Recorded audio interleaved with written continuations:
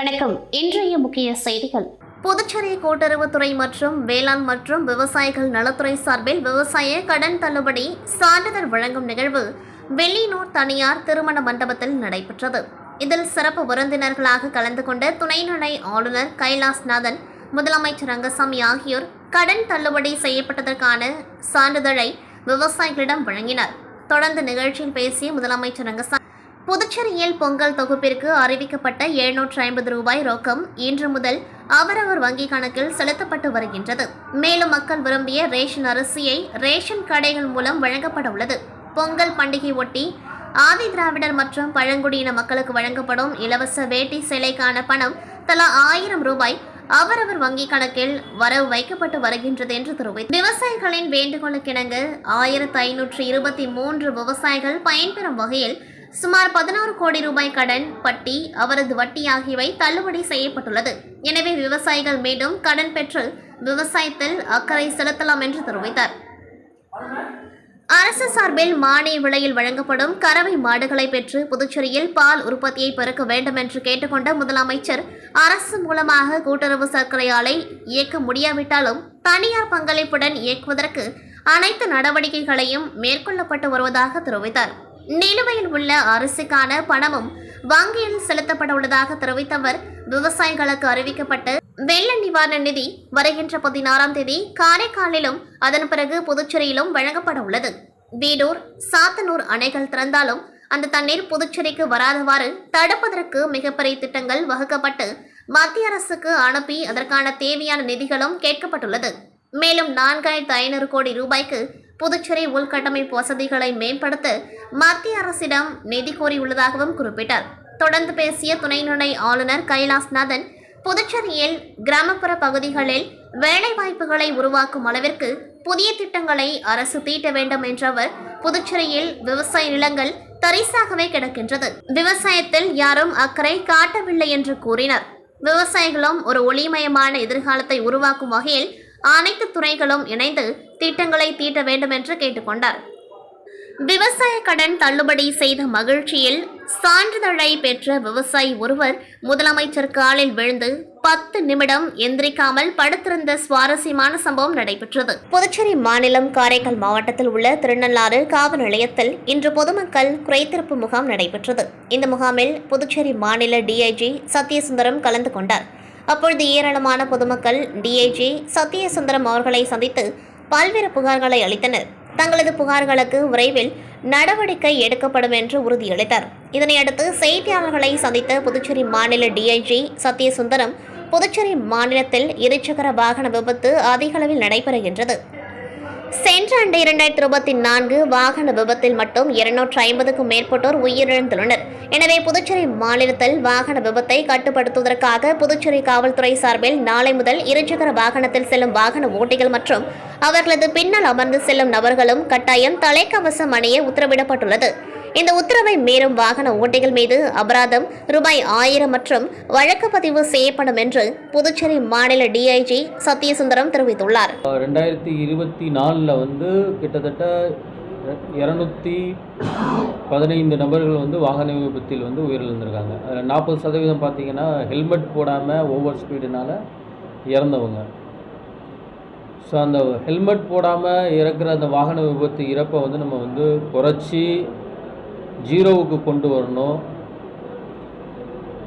வாகன விபத்தில் மரணமில்லா ஒரு புதுச்சேரியை உருவாக்கணும் அப்படிங்கிற ஒரு நோக்கத்தில் மிஷன் ஜீரோ ஃபெட்டாலிட்டி அப்படிங்கிற ஒரு மிஷனை நேற்று நமது மேதகு ஆளுநர், துணைநிலை ஆளுநர் புதுச்சேரி அவர்களின் கரங்களால் ஒரு ஹெல்மெட் ரேலி ப்ளஸ் இந்த மிஷன் ஜீரோ ஃபெட்டாலிட்டி இதை நம்ம லான்ச் பண்ணோம்.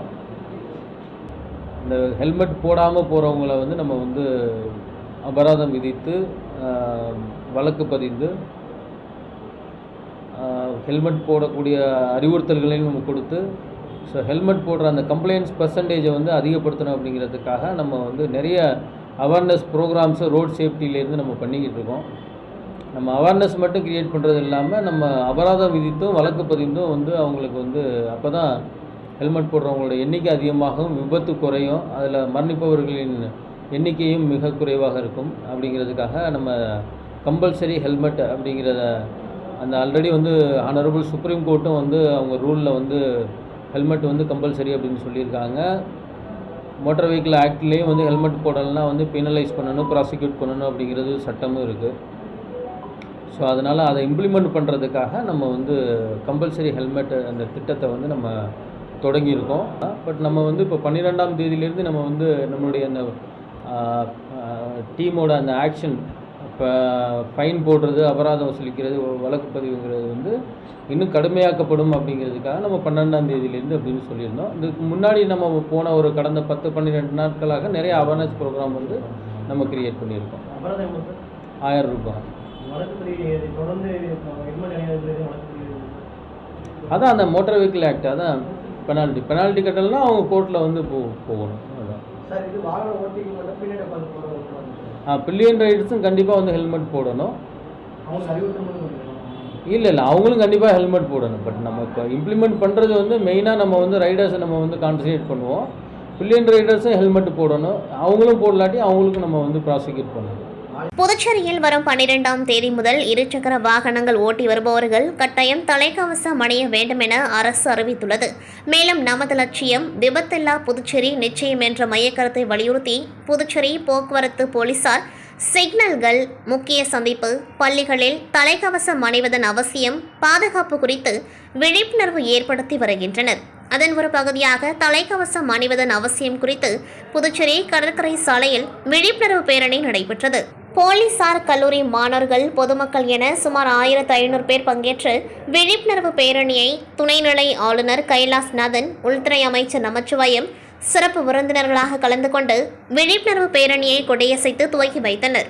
மேலும் பேரணியில் பங்கேற்றவர்கள் சாலை பாதுகாப்பு குறித்து உறுதிமொழி ஏற்றுக்கொண்டார்கள். முன்னதாக தலைக்கவசம் அணிவதன் அவசியம் குறித்து நடத்தப்பட்ட கட்டுரை போட்டியில் வெற்றி பெற்றவர்களுக்கும் சிறப்பாக பணியாற்றிய போக்குவரத்து காவலர்களுக்கும் சாலை பாதுகாப்பு குறித்து விழிப்புணர்வு ஏற்படுத்தி வரும் தன்னார்வ அமைப்புகளுக்கும் சான்றிதழ் மற்றும் பரிசுகள் வழங்கி கௌரவிக்கப்பட்டனர்.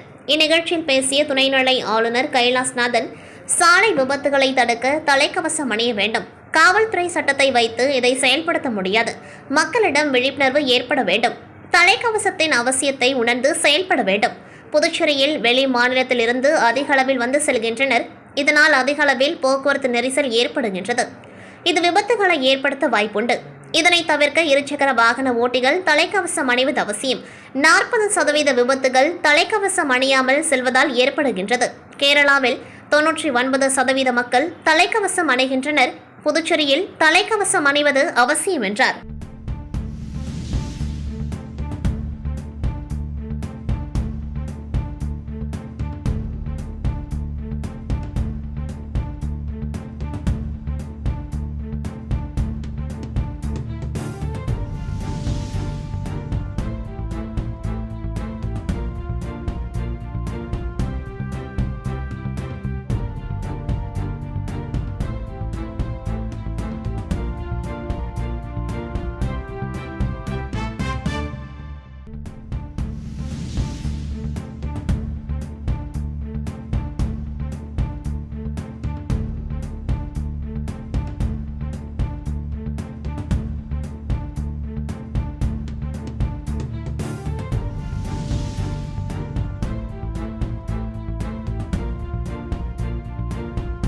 புதுச்சேரியை சேர்ந்தவர் நாராயணன்.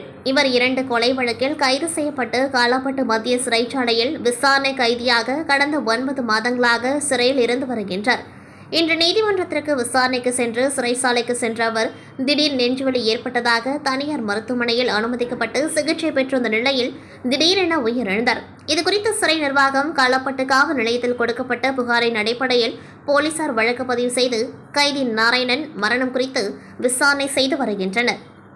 இந்த நிலையில் கைதி நாராயணன் சாவில் சந்தேகம் இருப்பதாக அவரது சகோதரர் குணசேகரன் புகார் தெரிவித்துள்ளார்.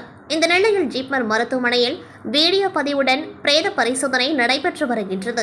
HMPV வைரஸ் தொற்று தொடர்பாக புதுச்சேரி சுகாதாரத்துறை வெளியிட்டுள்ள செய்திக்குறிப்பில் கூறியிருப்பதாவது, புதுச்சேரி தனியார் மருத்துவமனையில் அனுமதிக்கப்பட்ட ஒரு குழந்தைக்கு HMPV தொற்று இருப்பது உறுதி செய்யப்பட்டுள்ளதாக புதுச்சேரி சுகாதாரத்துறைக்கு தகவல் தெரிவிக்கப்பட்டுள்ளது.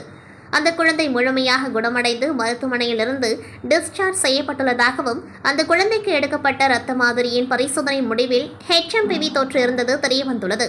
மேலும் குழந்தையின் பெற்றோருக்கு முன்னெச்சரிக்கை சுகாதார விழிப்புணர்வு அளிக்கப்பட்டதாகவும் மேலும் ஜிப்மர் சோதனை கருவிகள் தயாராக இருப்பதாகவும் கதிர்காமம் இந்திரா காந்தி அரசு மருத்துவமனையில் சோதனைக்கான நடவடிக்கைகள் எடுக்கப்பட்டு வருவதாக குறிப்பிடப்பட்டுள்ளது.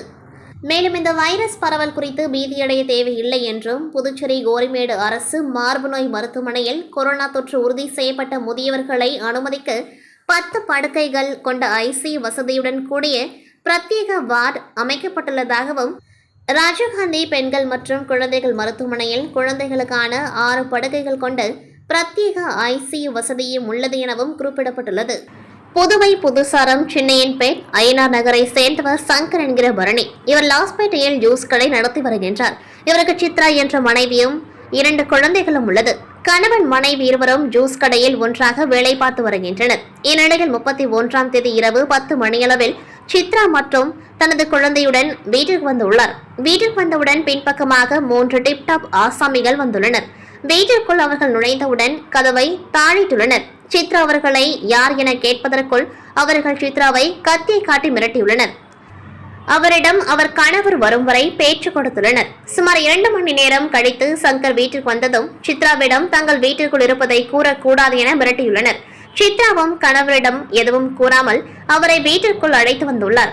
வீட்டில் 2 ஆசாமிகள் இருப்பதை கண்டதும் அவர் அதிர்ச்சி அடைந்துள்ளார்.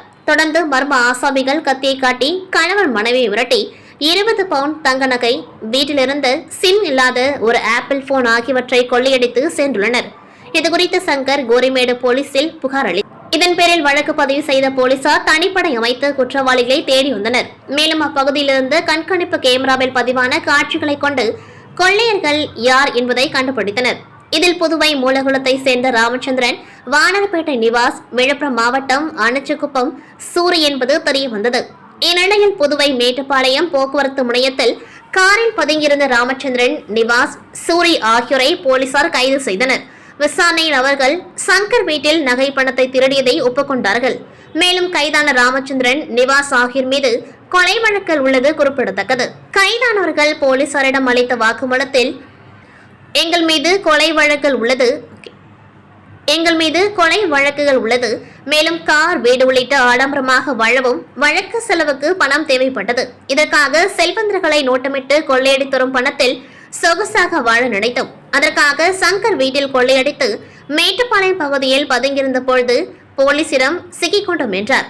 இதனையடுத்து கைதானவர்களிடமிருந்து 15 பவுண்ட் நகைகள், 1,70,000 ரொக்கம், 3 பட்டா கத்திகள், ஒரு செல்போன் உள்ளிட்டவற்றை போலீசார் பறிமுதல் செய்தனர். இந்த வழக்கில் சங்கர் வீட்டை நோட்டமிட்டு கொள்ளையடிக்க உடந்தையாக இருந்து துப்பு கொடுத்த 2 பேரின் விவரங்களை தெரிவித்துள்ளனர்.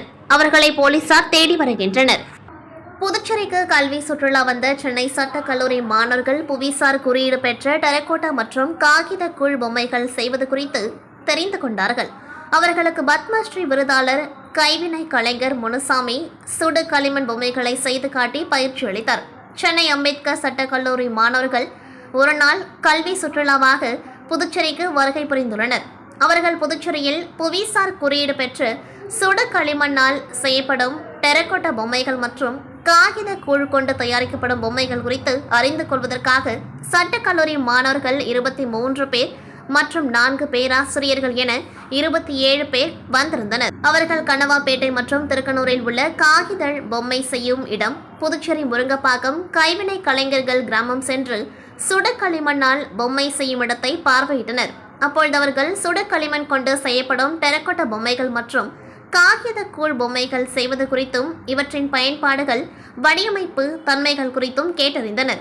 மேலும் மாணவர்களுக்கு பத்மஸ்ரீ விருது பெற்ற கைவினை கலைஞர் முனுசாமி டெரகோட்டா பொம்மைகள் செய்து காண்பித்தார்.